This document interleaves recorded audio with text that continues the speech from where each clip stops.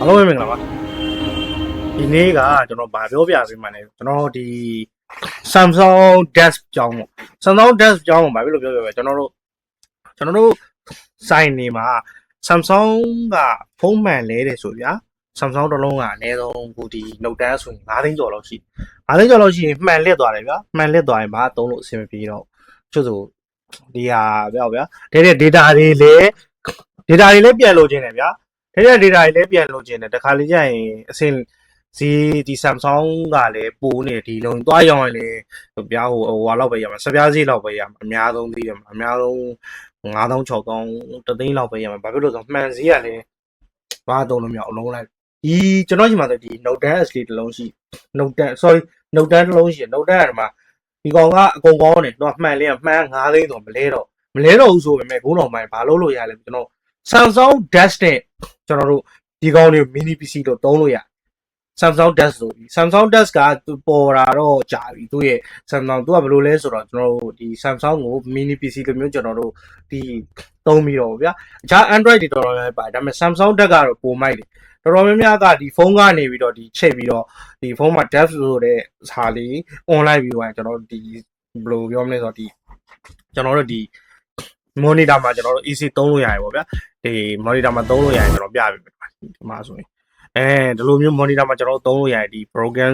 ဖြစ်နေတဲ့ screen ဟိုဟာတွေကို ACD ကသုံးလို့ရပြီး game တွေပါလေ play လို့ရတယ်ဗျာ game တွေပါလေဆိုတော့ဘာဆိုဒီလိုမျိုးလုပ်လို့ရ desk move နဲ့သူကအကုန်လုံး desk move သုံးလိုက်တော့ချိတ်သုံးတာတော့ဒီ Android ကိုသုံးလိုက် Android ကိုသုံးရင်ဒီလိုမျိုး screen ကြီးကဒီလိုမျိုးကျွန်တော်တို့အရှိကြီးပေါ်နေ Android phone တွေကိုသုံးတယ်အရင်တော့ဆိုရင်ဒါပေမဲ့ तू ကမဟုတ် desk လုပ်လိုက်နေတာနဲ့ तू ကဟိုကျွန်တော် tablet ပုံစံမျိုးဒီတစ်ခုလုံးကအဲထဲမှာကျွန်တော်တို့အသုံးပြုလို့ရအဲ့ကြရင်ဒီဖုန်းကနေပြီးတော့ကျွန်တော်တို့ game ပဲဆိုဘယ်လိုပဲဆို test ကောင်းနေသုံးလို့ရဒါပေမဲ့ခုဟာကဘယ်လိုလုပ်လဲ test လည်းမကောင်းဘူးဗျာဘာမှလည်းသုံးလို့မရဘူးဒါပေမဲ့စက်ကကောင်းသေးတယ်အဲ့ဒါဆိုဘာလုပ်လို့ရလဲဆိုတော့ကျွန်တော်တို့ဒီမှာတချို့ကတော့ဒီလိုမျိုးစင်ကြတယ်တော်တော်များများနိုင်ငံခြားကဘေးတွေတော်တော်မျိုးဆင်တယ်ဒါမျိုးလည်းခုဆင်လို့ရဒါက DIY ဆင်တယ်လို့ခေါ်တယ်ဒါထဲမှာကျွန်တော်တို့ဒီသူ့အတွက် battery socket ကနေပြီးတော့ power key အပေါ်ကနေပြီး power socket ယူမယ်ပြီးရင်ကျွန်တော်တို့ fan ကြားလိုက်ဆက်ပုံမှာဆိုလို့လုပ်လို့ရတယ်ကျွန်တော်တို့ဒီ mini PC လေးပေါ့လောက်လိုက်ပြီးကျွန်တော်တို့ပြီးရင် HDMI အပေါက်ကနေပြီးတော့ကျွန်တော်တို့ဒီ OTG ခံပြီးတော့သုံးတယ်အဲ့လိုမဟုတ်ဘူးဆိုလေဒီကောင်ကိုကျွန်တော်တို့ fan ထည့်မယ်ပြီးရင် OTG ကဘယ်ကခံလို့ရကျွန်တော်တို့ဘာမဆိုး OTG ခံလို့ရဘာမစော OTG ကိုဘာဖြစ်လို့ညွှန်လိုက်ဘာမစော OTG ကမိုက်လို့သူက9000ရှိ9000ရှိသူအရှည်တော်တော်များများရှည်ရွှေစိပေါက်များတဲ့ဟာငါ9000လားမသိဘူးကော9000မရှိ9000တန်လောက်ဆိုအဆင်ပြေဘာလို့ရလဲတော့သူ့ကိုထိုးပြီးသွားရင်ကျွန်တော်တို့ဒီမှာကျွန်တော်လုပ်တဲ့ပုံစံပြမယ်ကျွန်တော် Samsung Desk ဆိုတဲ့ဟာရှိကျွန်တော်ဒီ Samsung Desk application တော့သူကလုပ်လို့ရအဲ့လိုမဟုတ်ဘဲနဲ့တန်းပြီးတော့ထိုးမယ်ဆိုရင် तू က screen မှာဒီ screen မှာ तू ကအပေါ်မှာ desk move ဆိုတဲ့ on ရတယ် on မှာ तू ကဒီ screen မှာ तू ကဟိုကျွန်တော်တို့ Samsung ဒီကျွန်တော်တို့ tablet တွေပုံစံမျိုးပေါ့ဗျာဒီ landscape ပုံစံလုပ်ပြီးတော့ကျွန်တော်တို့ mini PC တစ်လုံးလုံးအကုန်လုံးသုံးလို့အဲ့လိုမှမဟုတ်ဘူးဆိုရင် LAN ဒီတိုင်းတန်းထိုးလိုက်တာလည်းမဝင်ဝင်အောင်ဘာလုပ်မလဲဆိုတော့ဒီ Samsung Desk ဆိုတာကြီး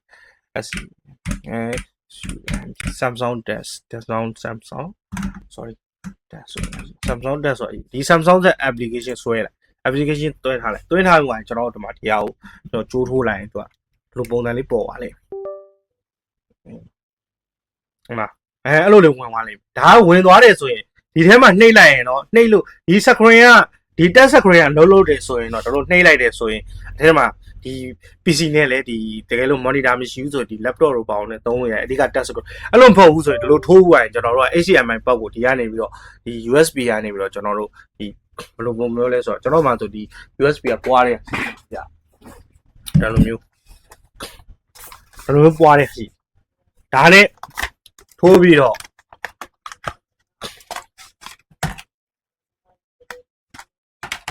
ဒါနဲ့ထိုးပြီးတော့ကျွန်တော်တို့ဒီမှာဒီလို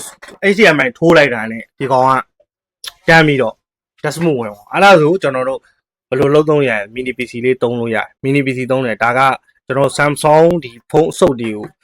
မလွတ်ပြင်းတယ်ဆိုတော့တချို့ကြတော့ရောင်းမလိုက်တာဘာမှသုံးလို့မရအိမ်မှာတချို့ကတော့အများတို့သိမ်းထားတဲ့လူတွေပါရှိတယ်ကျွန်တော်တို့ဒီမှာသိမ်းထားတာလေးတွေအများကြီးရှိကျွန်တော်ကတော့ဒီဟာလေးတွေကြိုက်ဖုန်းဒီဟာလေးတွေဒီဟာကိုစားပြီးမဖြောပဲနဲ့အဲ့လိုသုံးလို့ရတယ် Samsung Desk ဆိုပြီးသုံးလို့ရတယ်ကျွန်တော်ဒါကိုပြောပြပေးတယ်ဒီမှာဆိုရင်ဒီတော်တော်များများခု ခုနောက်ပိုင်းဒီ Samsung တက်နဲ့ဗျာကျွန်တော် mini PC လေးတစ်လုံးလို့သုံးလို့ရပါမယ်အနေဆုံးဗျာကျွန်တော်တို့ game play လို့ရပါနောက်ဆုံး game console တွေပါနေကျွန်တော်တို့ချိန်ပြီးနောက်ဆုံး game ကျွန်တော်တို့ဒီလက်ကင်ဟွာတွေပါနေချိန်ပြီးတော့ကျွန်တော်တို့ဟိုမှာကျွန်တော်အခြား game ပါညာ play လို့ရ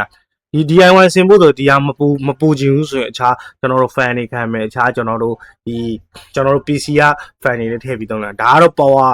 ဒီသူ့ဒီဟိုဘယ်လိုပြောမလဲ power station ပေါ့ power ပေးဖို့အတွက်ကတော့အခြားကျွန်တော်တို့ဒီတွဲဖို့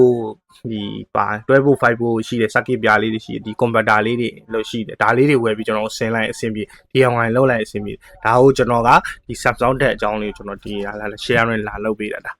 မလွတ်ပြင်းနေဒီဟာလေးကိုမလွတ်ပြင်းနေဆိုတာဘယ်လိုမှလည်းမလွတ်ပြပါဘူးမယောင်းစားနဲ့ပြောတာအဲ့ဒါကြောင့်